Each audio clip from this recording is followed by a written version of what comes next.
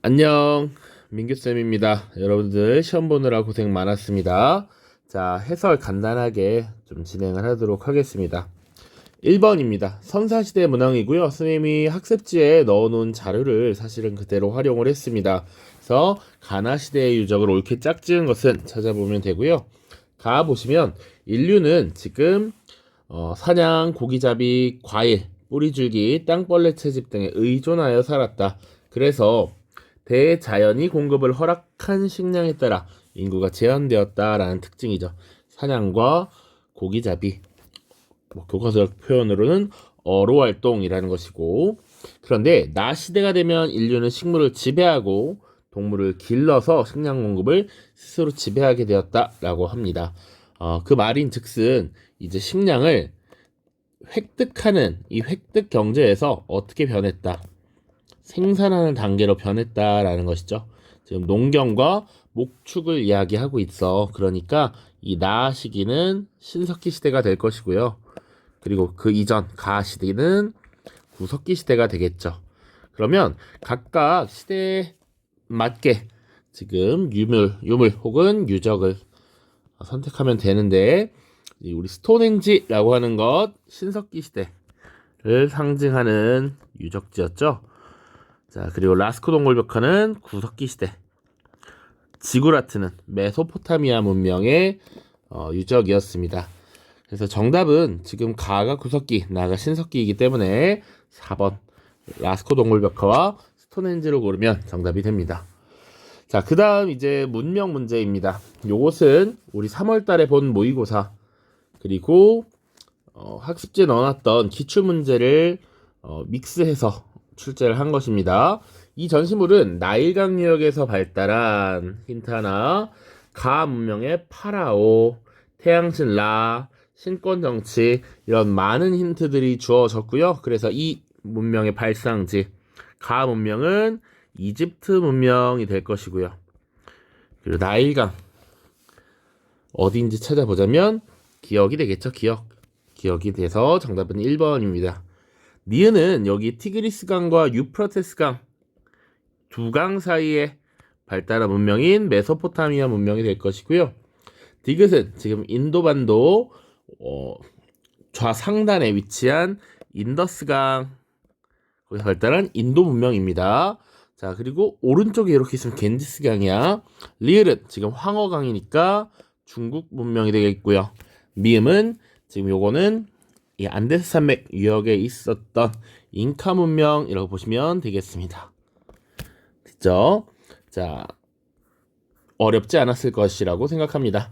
3번 역시 문명입니다.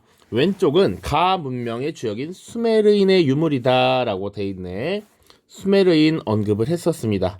그리고 원통형 인장, 주요 도시였던 우르의 왕 혹은 쐐기 문자, 이런 힌트를 통해서 우리가 지금 알 수가 있다. 이 문명은 메소포타미아 문명이 되겠죠. 우리 4대 문명 수업을 다룰 때 수능과 평가원에서 4대 문명 중 가장 많이 물어보는 것이 아까 2번 문항에서 봤던 이집트 문명과 메소포타미아 문명이라고 이야기를 했습니다. 자, 그래서 메소포타미아도 역시 출제를 한 것이고, 요것도 우리 학습지에 들어가 있는 기출문제를 변형한 겁니다. 그래서 이 메소포타미아 문명의 주도 세력 수메르인, 그 이후에 아카드인으로 넘어가게 되고, 이후 아무르인에 의해서 바빌로니아라고 하는 왕국이 등장했다, 이렇게 다뤘습니다. 그리고 주요 내용들을 이제 보기를 살펴보면 되겠죠. 메소포타미아 문명과 관련된 설명을 옳은 것은 바로 길가메시 서사시를 남겼다라고 하는 것이죠. 다시 이 메소포타미아 문명은 상대적으로 개방적인 지형에 위치했다. 그래서 이 지역이 나중에 서아시아 역사를 다룰 때 유럽과 아프리카 그리고 아시아를 연결하는 지역이어서 많은 문명이 오고 가는 이런 모습을 보이거든요. 그래서 다분히 전쟁도 많았고 교류들이 많았는데 이 현세적인 세계관이 굉장히 발달했고, 이것을 보여주는 대표적인 사례가 바로 길가메시 서사시다라는 것 이야기를 했었습니다. 나머지 보기도 중요합니다. 하라파라고 하는 계획도시를 건설한 것 인도 문명이고요. 만우법전도 인도에서 만들어진 것이고, 나일강 유역 하면 이집트, 갑골 나오면 중국 문명, 이렇게 파악을 하시면 되겠죠. 4번입니다.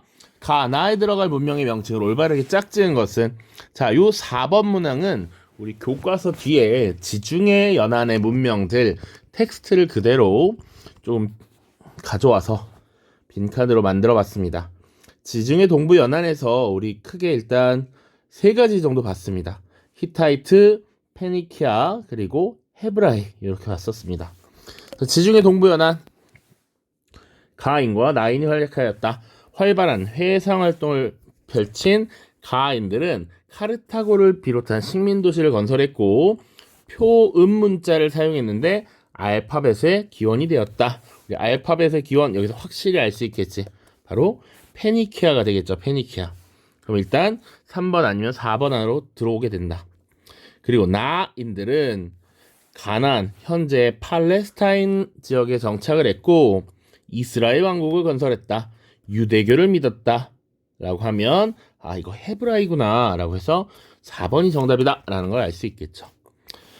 5번입니다. 이것도 교재에 그대로 있었던 기출문제죠. 이거 변형해서 출제를 했습니다. 자, 선생님이 춘추전국시대를 다룰 때 보통 전국시대의 시작을 어떻게 하느냐, 어떻게 보고 있느냐, 이 진이라고 하는 나라가 한위조 삼국으로 분열할 때라고 했습니다. 그래서 문제를 예전에 풀었을 때 언급을 했습니다. 자, 그리고 지각 변동이 일어나서 소수의 강국들이 치열하게 경쟁하는 시대가 시작되었다. 이 시대에는 전투의 양상이 바뀌었어. 그 전에는 주로 전차전을 중심으로 평야에서 이루어졌는데 이제는 농민들도 징병 대상이 되면서 대규모의 보병이 전투의 주력이 되는 군사 전술이 일어났다.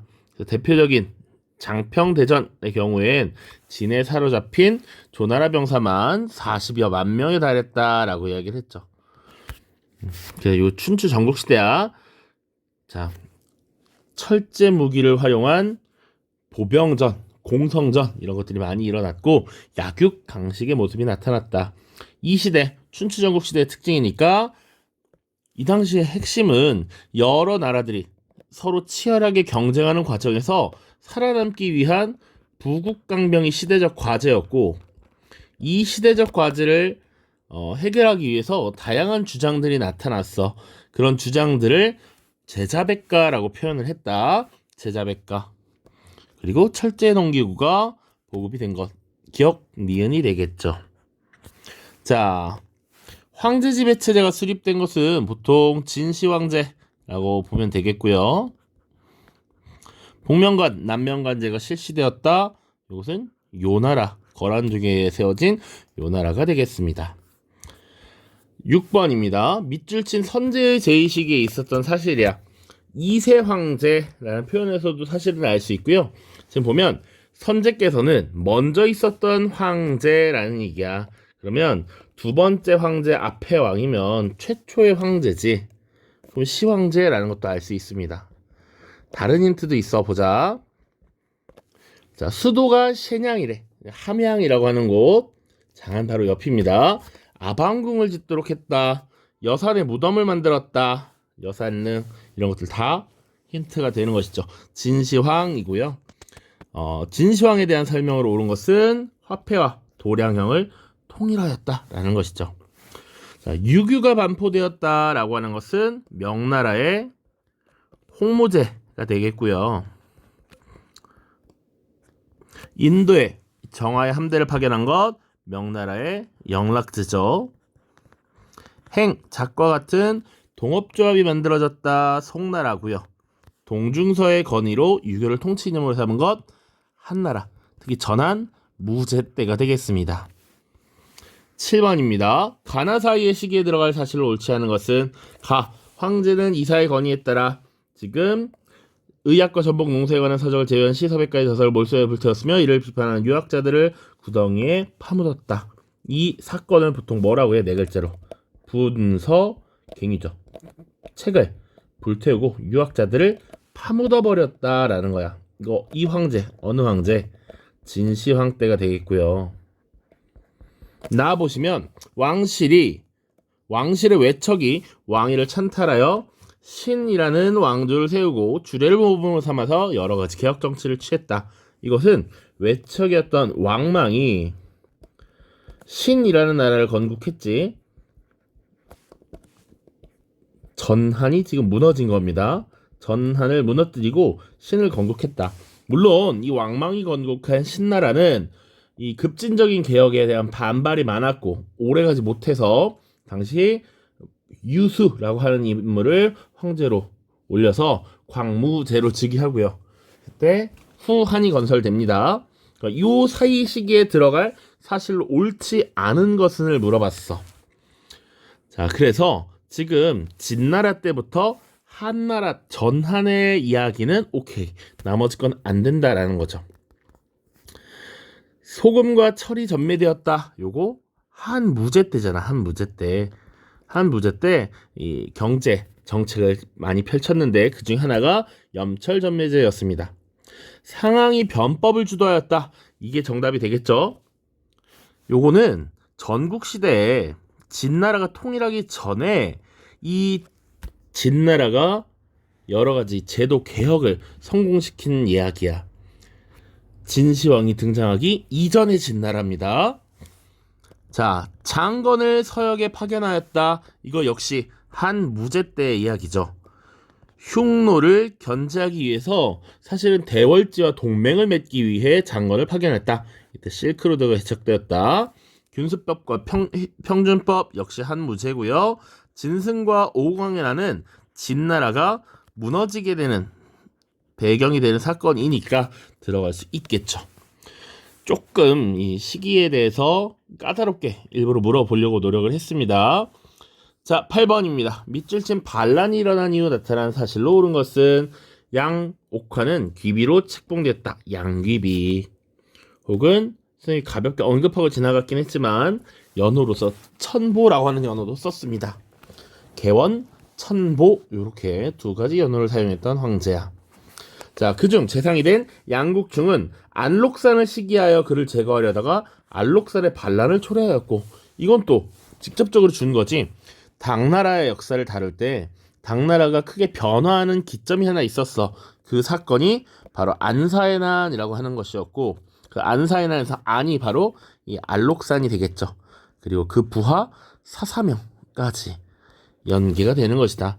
그러니까 이 안사의 난 이후에 벌어진 사실을 고르면 돼. 그럼 정답이 무엇이냐? 3번 황소의 난이 발생하였다. 여기 되겠죠. 안사의 난 이후에 당나라가 크게 변화해. 그치? 그리고 나서 당나라가 무너지게 되는 계기 두 가지 사건을 우리가 들었습니다. 첫 번째가 황소의 난, 그리고 주전충의 난, 이 두 가지가 있었죠. 크게 꺾이고 사라진 이 두 가지 사건이야. 그래서 당나라가 어떻게 변화하고 있는지 큰 그림을 우리가 잘 그릴 수 있는가 확인한 문제였습니다. 자료는 역시 우리 교재에서 풀어본 기출문제에 있었습니다.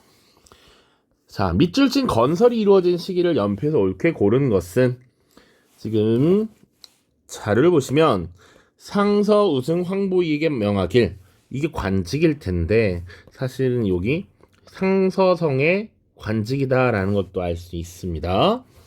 사실 이거 몰라도 풀 수 있는 거야. 지금 황허강 남쪽과 화이허강 북쪽에 사는 여러 군의 백성 100여만 명을 징발하여 통제거라고 하는 것을 건설했대. 지금 어떤 강과 어떤 강 주변에서 사람들을 끌어다가 지금 운하를 건설하는 것이죠. 그리고 또